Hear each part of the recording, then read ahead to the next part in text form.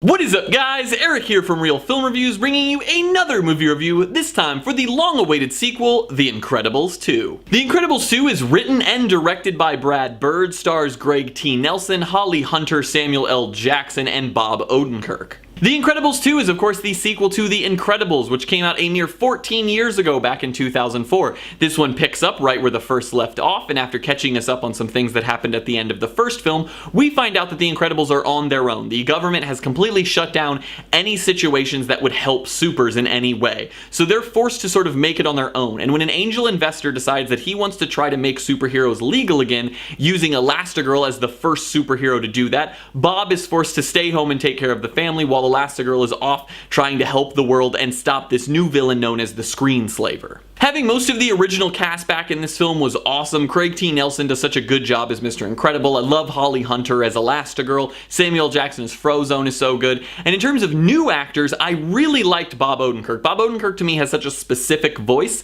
that is almost so like lovable. It's so easy to like be like, it's just Bob Odenkirk. Like he seems like just like the nicest guy in the world. And I really enjoyed him in this film. I thought his character was a lot of fun, and I thought he did such a good job and fit so well into the universe. The plot of the movie worked very well because, as weird as it is, and it's something that I feel like a lot of people haven't noticed, The Incredibles is sort of like the child's version of Watchmen, if you've ever seen Watchmen or read the book. It's about superheroes existing and saving the world, and then after a few mishaps, they're banned. They're banned entirely, and sort of there's still some that work in the underground, but not really, and then sort of they want to be able to help people again, but they're sort of cynical about it now almost. And I think that The Incredibles takes that idea that Watchmen has and then obviously turns it more into a kids and family film extremely successfully, and this movie just continues to carry that idea on. And I think that it worked so well in this film. Choosing Elastigirl as the person to sort of lead the way, you have a very interesting villain in the Screenslaver, and then I think the addition of the new characters sort of getting involved in like these big ways, trying to change laws,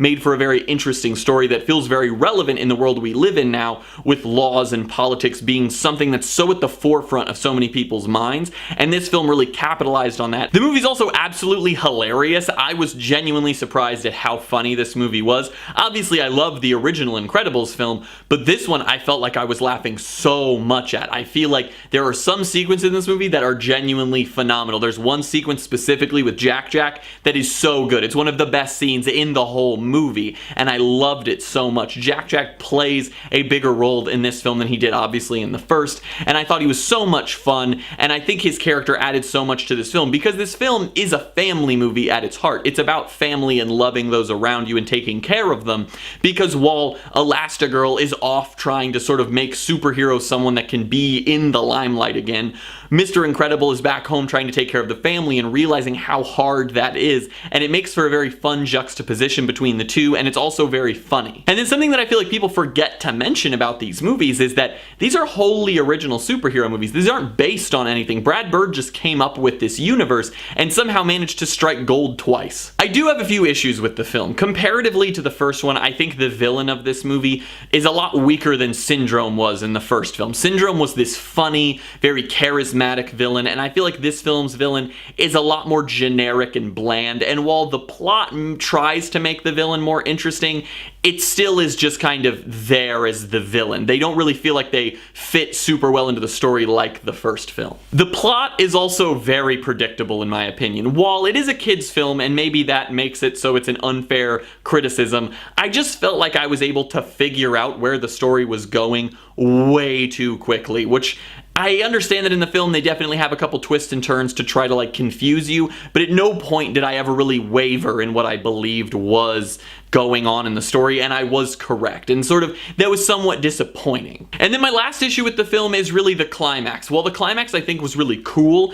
had some fun action, funny moments, all kinds of good stuff was going on in it, I just felt like it went by too quickly. I feel like they could have used a little more time to stretch it out, add some more fun sequences, add some cooler stuff, add some more suspense, because I felt like it was almost like the climax is starting and then like 5 minutes later it was just done. Like the whole thing was done, and I was like, I would have liked for that to have been extended a little bit more. I'm gonna give The Incredibles 2 an A-.